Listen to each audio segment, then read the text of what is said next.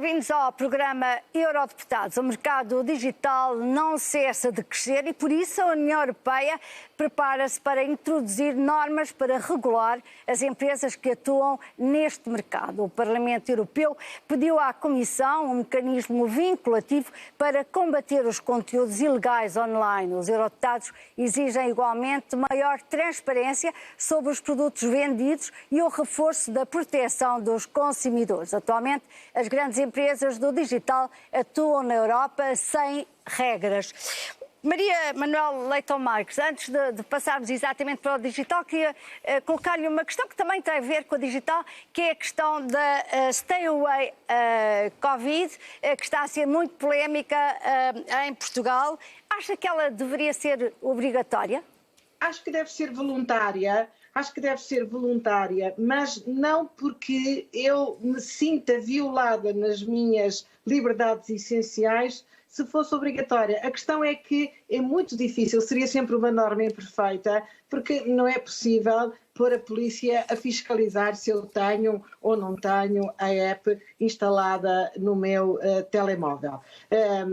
Mais importante do que isso é verificar como esta polémica poderia ter suscitado exatamente o movimento contrário, que era as pessoas desinstalarem, como alguns, aliás, afirmaram nas redes sociais, desinstalarem a app que já tinham instalado. Mas, pelo contrário, Fernanda, se vir os números que foram comunicados a semana passada pelo Inesctec, que estavam disponíveis, o número de pessoas que instalou a app e o número de registros de casos positivos na app subiu exponencialmente. Portanto, se algum efeito positivo já teve este debate, foi esse incentivo a que mais pessoas usassem mais este instrumento, que não é o único, nem é perfeito, para evitar os contágios, não é? Para prevenir os contágios. E, aliás, é uma app que já existe em vários países.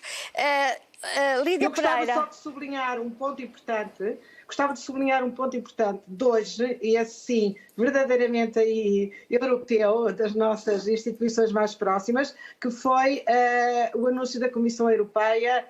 Já devia ter sido assim desde o princípio. Acho que vai com atraso, mas mais vale tarde do que nunca, de tornar as apps interoperáveis entre os vários Estados-membros, de tal modo que eu, com a minha app instalada quando chegar a Bruxelas, possa ser notificada de casos registados no sistema belga. A senhora deputada Lídia Pereira, portanto, uma decisão importante, a Comissão Europeia a coordenar a nível dos 27 esta app, que pode ser, segundo alguns, importante, outros acham, e aliás médicos também, que ela não é muito eficaz, mas o PSD escreveu uma carta à Comissão Europeia considerando que esta app viola os direitos fundamentais. Portanto, acha que ela não deve ser utilizada, é isso?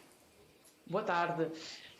De facto, os eurodeputados PSD interessaram, não foi uma carta, foi uma pergunta, ou duas perguntas à Comissão Europeia sobre este tema, e as perguntas versavam sobre, primeiro, sobre a obrigatoriedade da instalação deste tipo de aplicações móveis, e a outra sobre a imposição de uma multa de até de 500 euros, segundo a proposta do Governo, que poderia violar o princípio da proporcionalidade, que, enfim, é um pilar do Estado de Direito. Fernanda, eu sobre isto gostava de sublinhar aqui a importância da questão da aplicação móvel pelo ângulo do direito europeu. A Comissão Europeia manifestou há relativamente pouco tempo, na comunicação que emitiu sobre as orientações respeitantes às aplicações móveis de apoio à luta contra a pandemia, na perspectiva da proteção de dados, que a instalação de aplicações móveis deve ser voluntária e não deve ter, sem qualquer consequência para os indivíduos que optem pela sua não utilização. E, portanto, desde logo, a proposta que ainda está em cima da mesa do Governo, que, entretanto, também já se terá retratado, ia claramente contra que estava disposto... Mas será que essa questão já foi ultrapassada, porque visivelmente o Governo fez marcha atrás, sobre a questão da AP, acha que ela é favorável à AP ou acha que ela, mesmo assim, há problemas? Eu ia concluir com o seguinte e ia responder essa, não estou a fugir à pergunta, mas só para dizer que considero que no debate esteve muito pouco da questão europeia e parece que se centralizaram todos na questão da constitucionalidade. E, portanto, há aqui uma dimensão que é do direito comunitário, o quadro legal europeu e a privacidade e a proteção de dados pessoais são considerados direitos fundamentais plasmados tanto no Tratado sobre o funcionamento da União Europeia como na Carta de Direitos Fundamentais e, portanto, esta questão não se podia ter estancado na constitucionalidade. Sobre se será ou não eficaz, esse é outro. E se eu serei favorável? Eu sou favorável. O que eu sou contra é a obrigatoriedade da mesma. Marisa Matias, esta questão da AP, ela já existe em vários países. É uma boa decisão esta harmonização agora? Nós podemos até ter uma interoperabilidade entre os diferentes países, nos diferentes países podermos utilizar a app, mas a verdade é que a questão do tratamento de dados é muito diferente de país para país e a questão do código é uma questão importante, quem é que controla a informação e dos dados, isso é muito importante. Mas, seja como for, eu acho que nós andamos a discutir uma aplicação e a desviar o debate exatamente daquilo que é o essencial. Eu não tenho nenhum problema que as pessoas descarreguem a app, nem tenho nenhum problema em assumir que as aplicações, dependendo de como são protegidos os dados, podem ser um instrumento até interessante, mas serão o menos importante de toda a luta do combate à Covid. E a questão da obrigatoriedade, para além de ser inconstitucional, e já foi adiada, pelo menos, não foi abandonada, mas foi... Visivelmente o Governo fez marcha atrás. Sim, mas adiada pelo Governo português. Agora, a questão é nós percebemos, num combate a uma pandemia destas, não é a aplicação que nos vai proteger. Não é a aplicação que nos vai proteger do contágio.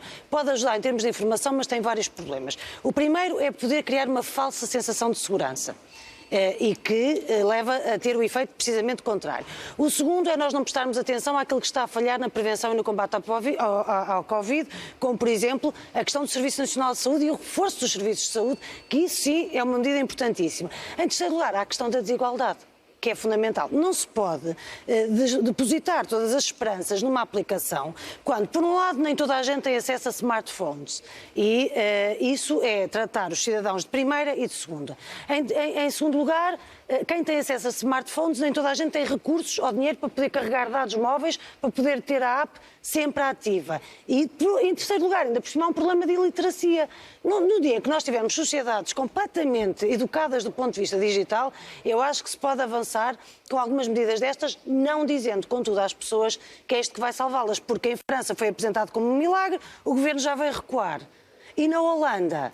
Não nos podemos esquecer que o Governo está a aplicar multas, mas é às empresas que obrigam os trabalhadores a instalar a aplicação. Portanto, há aqui leituras diferentes. Pode ser desviada também essa aplicação. A atenção tem que se colocar no combate real à pandemia e não desviar a atenção e o debate para uma questão secundária do meu ponto de vista. Senhora Deputada Sandra Pereira, também sobre esta aplicação. Para nós também a proposta era completamente adequada, até... Mas a própria aplicação, porque agora a questão de ser obrigatória ou não já está visivelmente ultrapassada. Logo em abril, quando se começou a falar deste rastreamento da mobilidade das pessoas, até para perceber a evolução do contágio, nós fizemos logo uma pergunta à Comissão Europeia, exatamente tendo estas dúvidas. A nossa pergunta debatia-se com algumas preocupações que nós temos relativamente ao enquadramento e ao âmbito da aplicação destas aplicações.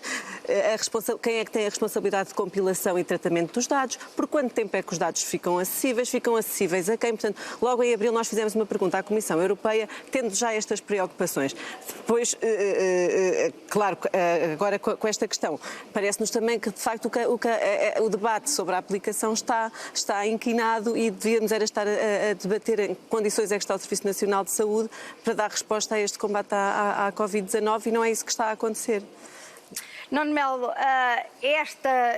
tentar perceber rapidamente se alguém está infectado, tem sido uma das decisões da maior parte dos governos, nomeadamente, por exemplo, em vários países, quando vai ao restaurante ou quando vai ao café, tem que preencher um papel com os seus dados. Ao fim e ao cabo, é uma app que é que cria menos desigualdades, não é? Do que esta do smartphone. Mas acho importante haver essa tentativa de perceber rapidamente e de alertar as pessoas quando elas estão próximas de alguém infectado?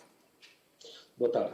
Vamos cá ver. Eu acho que tudo o que seja um contributo para ajudar a combater esta doença é bom. Seja pela via tecnológica, seja pela via administrativa, seja no plano comportamental.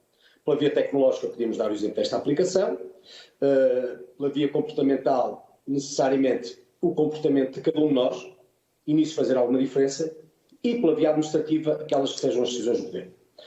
Nenhum governo de nenhum país da Europa conseguirá ter sucesso se as pessoas não colaborarem. Aquilo que nós vimos durante as férias de botelhões, com muitos adolescentes e pós-adolescentes, até altas horas da noite, a festejarem e a tocarem-se como se não houvesse problema nenhum, sabendo que o inverno vinha a seguir, é um exemplo de como a sociedade, ou pelo menos do ponto de vista, eu diria, geracional, não está a ajudar para combater o problema. Do ponto de vista do governo e do ponto de vista desta aplicação, eu devo dizer que, sendo eficaz, só vejo vantagem nela, chamava a atenção para duas coisas apenas, Fernando. Em primeiro lugar, não é verdade que o governo tenha desistido. O governo limitou-se a adiar. Significa que o primeiro-ministro persiste na sua aplicação. Mas, Fernando, e isto é talvez o mais relevante, no momento em que o primeiro-ministro está a pedir multas para as pessoas que não tivessem essa aplicação, uma ministra, Alexandra Leitão, quando questionada em entrevista à Antena 1 se tinha colocado a aplicação, o que é que responde? Com toda a simpatia, declina responder à pergunta. Ou seja, há portugueses, mas há portugueses mais portugueses que os outros. Se forem do governo, não conta. O português, a quem o polícia se dirigisse para perguntar se tinha a aplicação, podia ser multado até 500 euros. Mas a ministra, representante de um governo que quer que os portugueses sejam multados, quando questionada diz, desculpe, mas não vou responder. Significa que, agora imagina um português dizer quando a polícia lhe perguntar só, desculpe, mas não vou responder. Simpaticamente vou declinar a sua pergunta, sendo agente. Isto mostra bem a tremenda hipocrisia da vertente administrativa no combate ao Covid. Senhora deputada Maria Manuela Leitão Marques, voltando agora à questão e a esta discussão no Parlamento Europeu e também a esta vontade da Comissão Europeia de pôr ordem um pouco no mundo digital, um colega seu disse aqui no Parlamento Europeu durante a discussão que o mercado digital é um faroeste. Está de acordo? Não estou de acordo que seja o faroeste, mas é um bocadinho sem lei. Nesse aspecto, a imagem é interessante que o meu colega levantou no Parlamento. A questão é a seguinte: quando começou a internet, quando começámos a fazer compras na internet, achámos que tínhamos encontrado um equilíbrio de poder entre o consumidor e o vendedor sem intermediários, com todos os preços e a possibilidade de comparações infinitas, que o mercado era transparente. E hoje verificamos que isso não acontece, que estamos muito mais desprotegidos no mercado digital do que estamos ainda no mercado físico. Eu vou a uma loja, se não gosto do produto ou se ele tem defeito, sei quem me o vendeu, sei com quem reclamar, sei o que fazer. No mundo digital nem sempre isso acontece, nem sempre sequer a plataforma sabe quem foi o vendedor, o produtor daquele produto que eu adquiri. Essa é uma das coisas que está previsto no relatório e, além disso, recolhe tantos dados a meu respeito. Aí sim há uma questão de dados, porque no caso da app não há, que está tudo explicado sobre a sua proteção, mas aqui não, que eu fico como se estivesse nua perante o ecrã. Eles sabem, quase me conhecem melhor do que eu me conheço a mim própria, algumas vezes. E eu essa faço é a questão dos algoritmos, não é? A questão dos algoritmos. Uma opinião sobre uma cidade e começo a receber viagens, propostas de hotéis, restaurantes e por aí adiante, e isso é muito frequente, essa publicidade dirigida. Isto só para explicar com estes exemplos que é exatamente, quando se fala em regulação do mundo digital, é exatamente para elevar o nível de proteção do consumidor numa área em que ele está muito desprotegido e muito à mostra, digamos assim. Senhora Deputada Lídia Pereira, este mercado é um mercado muito importante, aliás, é um dos raros mercados que cresceu durante a pandemia, mas que continua a não pagar impostos e visivelmente a OCDE já disse que não vai avançar porque há muita relutância em alguns países, como os Estados Unidos e a Europa. O que é que vai acontecer? Vai avançar? Bem, essa questão ainda vamos ver como é que vai até ao final do ano, mas as indicações que temos é que não avançará e, portanto, aquilo que foi falado no início da Comissão, quando a Presidente von der Leyen foi eleita e o Colégio de Comissários, foi que, na possibilidade de falhanço de um acordo ao nível da OCDE, a União Europeia iria avançar com uma taxa sobre as multinacionais tecnológicas. Mas isso é um assunto diferente daquilo que nós estamos aqui a discutir hoje, que são os serviços digitais. E, portanto, eu neste aspecto gostava de dizer duas coisas que no fundo vão em linha com aquilo que a deputada Maria Manuel acabou de dizer e que é muito importante. Aquilo que nós debatemos esta semana no plenário tem que ver com a estratégia digital europeia e, portanto, com o objetivo de fortalecer o mercado único e de fomentar a inovação e a competitividade do ambiente online europeu. Mas ainda há muitas falhas e claramente aquelas que a Maria Manuel elencou, uma das principais é a questão da transparência do mercado digital único e as obrigações de informação. E, portanto, eu destaco esta porque nós sabemos que, hoje em dia, quem tem plataformas de venda online, os chamados marketplace, tem um acesso à informação nossa, individualizada, brutal. E, portanto, mas nada nos garante que essa informação não é depois utilizada para outros fins. E, portanto, é absolutamente fundamental, e eu creio que a Comissão também estará focada nestas dimensões, que têm que ver com os algoritmos, nomeadamente em garantir que os algoritmos sejam explicáveis às autoridades competentes. É importante estabelecer mecanismos claros de responsabilização e mecanismos para lidar com os potenciais danos causados por tomadas de decisões automatizadas. Portanto, que há muitas coisas, muitas compras que fazemos, muitas informações que trocamos que hoje em dia também já são tratados por bots e, portanto, isto tudo pode criar uma série de deficiências do próprio funcionamento do mercado digital único que têm que ser corrigidas. Senhora Deputada Marisa Matias, a internet tem sido utilizada muito para o discurso do ódio. Aliás, o Ministro da Justiça francês pediu que fossem retirados da internet todos os conteúdos que dizem respeito aos atos de terrorismo, e viu-se o que aconteceu em França recentemente com este professor que foi degolado exatamente depois do apelo nas redes sociais contra ele. Como é que se pode regular isto se as plataformas podem-se obrigar as plataformas a retirar estes conteúdos? Como é que se faz? Bem, o que nós precisamos é, de facto, de algum tipo de regulação e está provado, ao contrário do caminho que foi feito nos últimos anos, está provado que sem essa regulação nós não estamos a falar da internet, nem das redes sociais que utilizamos comumente, não estamos a falar de espaços de democracia porque não estamos a falar de algoritmos que sejam neutros do ponto de vista da forma como nós acedemos a eles. Ou seja, como foi referido pela Maria Manuel, por exemplo, nas questões da publicidade, nós sabemos quando estamos a usar as redes sociais, a usar outros serviços, nós sabemos que a publicidade é adaptada a cada um de nós, de acordo com as pesquisas que fizemos, de acordo com aquilo que são os nossos interesses. E o mesmo se passa em relação ao discurso político, o mesmo se passa em relação aos discursos sobre a sociedade, que vão sendo todos trabalhados através destes algoritmos de maneira a que nos chegue já supostamente orientado o discurso para aquilo que serão os nossos interesses. E está a começar a provar-se que, de facto, há um papel enorme destes algoritmos e há um papel enorme da inteligência artificial, no sentido mais lato, de veicular mensagens e de orientar mensagens para públicos-alvo e, portanto, formar bolas nomeadamente como o que aconteceu em França e que está a acontecer e que chama a atenção para os perigos das redes sociais, é a forma como se criam estas bolas, como se criam discriminações, como se cria, por exemplo, formas de desigualdade ainda mais evidentes do que aquelas que nós já conhecemos, e tudo isto é favorecido pela utilização, pelo recurso a algoritmos e, portanto, têm sido, de certa forma, utilizados, porque os algoritmos, obviamente, não são neutros, são construídos a partir de informações que são colocadas lá dentro e eles próprios, por via da inteligência artificial, os estudos mostram que se vão desenvolvendo e vão agravando as dimensões de discriminação e desigualdade.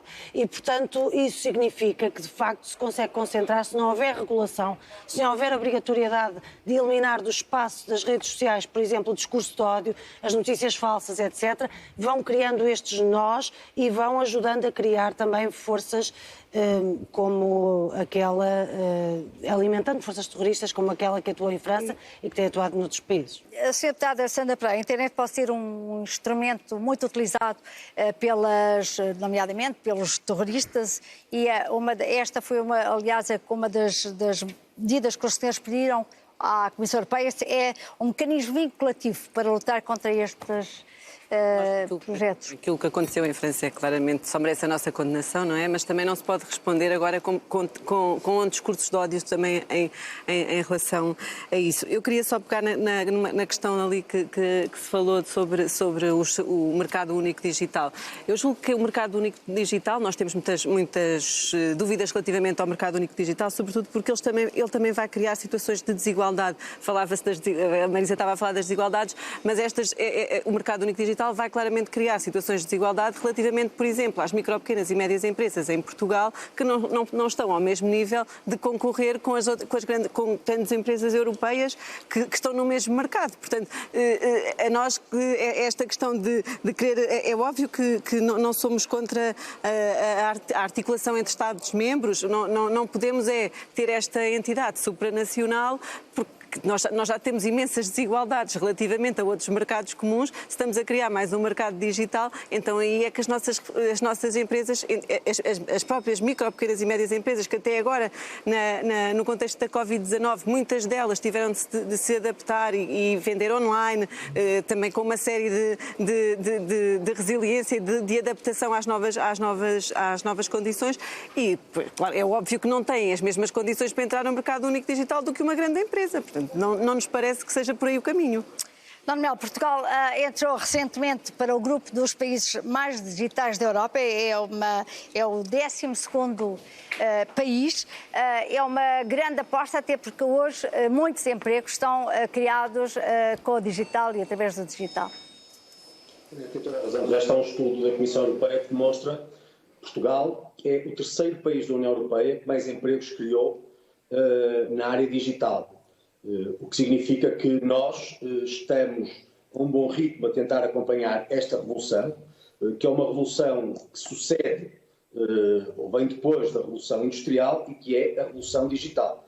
A Revolução Digital está a alterar a forma como vivemos e a geração dos nossos filhos não mais pensará o mundo tal qual nós o fazemos. Os nossos filhos pensam em rede, realmente. Nós somos formatados no analógico e adaptamos ao digital. Esta nova geração é completamente criada no digital. E esta revolução é imparável. Claro que se tem que criar regras, daí a importância do que hoje estamos aqui a discutir, mas, Fernando, há aqui também uma razão que é talvez comercial. O que está em causa é, obviamente, a União Europeia tentar combater nos mercados aquilo que é a vantagem manifesta de americanos, e por isso falarmos destes gigantes digitais que estão normalmente associados aos Estados Unidos da América, mas também na própria China. E por isso é que isto se direciona quer em relação às plataformas, quer aos mercados digitais. Estamos quase a terminar e dava 30 segundos a cada um. Começo por si, Maria Manuela Leitão Marques. Também um grande debate na Europa é o debate do 5G. O Parlamento Europeu alerta para o aumento da presença chinesa na Europa e também para esta possibilidade de ser utilizada para o acesso às empresas. Nós devemos avançar para o 5G ou acha que é perigoso? Eu sou a favor que devemos avançar para o 5G, mas sou também a favor que um grande desafio da União Europeia neste momento, se eu pudesse escolher um na área digital, é como proteger os seus dados. Tanto os dados pessoais como os dados das coisas, que têm um valor económico muito importante e que temos que proteger e saber usar a nosso favor. A favor dos nossos cidadãos, numa abordagem regulada, como estamos aqui a discutir hoje, centrada nos nossos valores, mas que também nos dê vantagens económicas.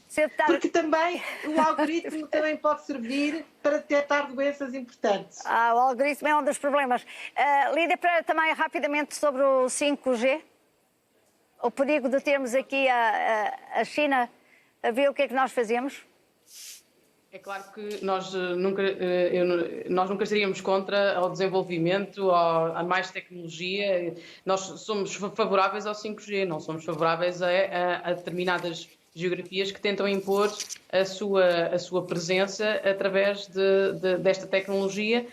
E, portanto, eu acho que é extremamente importante que alguns Estados-membros já tenham dito claramente que não aceitarão o 5G vindo com tecnologia chinesa e, portanto, acho que o foco devia ser apostar na indústria europeia, que também já tem esta tecnologia, que estará num estádio diferente de desenvolvimento, mas em que nós devemos apostar. Tem que dar resposta. Está a nossa privacidade e a proteção muito obrigado. Tem que dar respostas muito curtas, estamos quase a terminar. Marisa Matias, vamos ter uma multiplicação de ondas eletromagnéticas? Eu acho que tudo isso tem que ser estudado e tem que ser avaliado com calma, sinceramente. Acho que se deve estudar os impactos que têm a ver com a proteção de dados e aquilo que foi referido pela Maria Manuel tem toda a razão. A proteção de dados tem que estar em cima de tudo, tem que se estudar os impactos ambientais, tem que se estudar todo o tipo de impactos. Não quer dizer com isto parar o desenvolvimento tecnológico, mas é preciso alguma cautela na forma como avançamos, porque não pode ser uma corrida para o fundo, tem que ser uma corrida sustentada. E só uma última nota para dizer, obviamente eu estava a falar há pouco dos efeitos perversos do algoritmo, se calhar podemos fazer um debate mais amplo de todas as dimensões da inteligência artificial, claro. Sandra Pereira, também muito rapidamente sobre o que nós gostávamos de ver era que este progresso tecnológico fosse posto ao serviço dos trabalhadores, que em vez de o porem como um inimigo dos trabalhadores, que o pusessem a um aliado dos trabalhadores na redução do horário, nas melhores condições de trabalho, no aumento dos salários, porque se a produtividade aumenta, porque é que os trabalhadores vão ser prejudicados? Nuno Melo, muito rapidamente, para terminar, sobre esta questão do 5G. Muito rapidamente. Uma tecnologia que poderá significar uma relação de domínio.